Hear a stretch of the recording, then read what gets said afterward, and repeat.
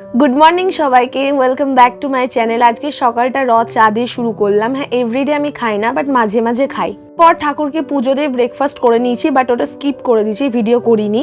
আর দুপুরবেলায় তোমরা দেখতেই পাচ্ছ আমার ভাইদের বাড়িতে আজকে নেমন্ত্রণও ছিল, মানে আমার বাড়িতে ওদের নেমন্ত্রণ ছিল, মা ডেকেছিল। আর এইটা একটা আলাদা মজা, বাড়িতে মাটিতে বসে সবাই মিলে একসাথে, তাও আবার কলা পাতায় মায়ের হাতে রান্না।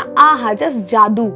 খাবারে ছিল পাতলা করে ডাল, ভাত, গন্ধরাজ লেবু, আলু পটলের তরকারি আর চিকেন কষা। দারুণ খেয়ে দিয়ে ঘুমিয়ে একটু বাইরে গেছিলাম দিদির সাথে বেড়াতে। কালকে আমি চলে যাচ্ছি, তাই বলতে পারো আমি অ্যাকচুয়ালি খেতেই এসেছি। আসলে খেতে বড্ড ভালোবাসি, তো সেই জন্য।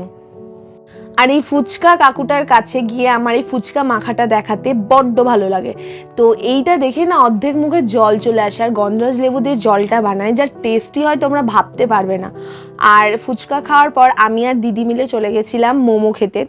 মোমো দাদাটাও খুব সুন্দর চিকেন মোমো বানায়। তো আমার ভিডিওতে প্রায়শই এদের দুজনকে তোমরা কমন দেখতেই পাবে, কারণ এদের কাছেই আমরা খাই। অ্যাকচুয়ালি এদের কাছে খেয়ে ভালো লেগে গেছে আর কি। তারপর আমি চেষ্টা করছিলাম আমার দিদিকে একটু ভিডিওতে আনার, কিন্তু ও আসতেই চাইছিল না। তো যাই হোক, আমি জোর করে ওর মুখটা নিয়ে নিয়েছি, একটা ক্লিপ বলতে পারো। তো তারপর খেয়ে দিয়ে আমরা আইসক্রিমও খেয়ে নিয়েছিলাম।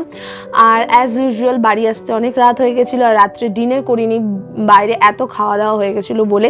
তো যাই হোক, ভিডিওটা এখানেই এন্ড করলাম। ভালো লাগলে অবশ্যই লাইক করে দিও আর অবশ্যই কমেন্ট করো।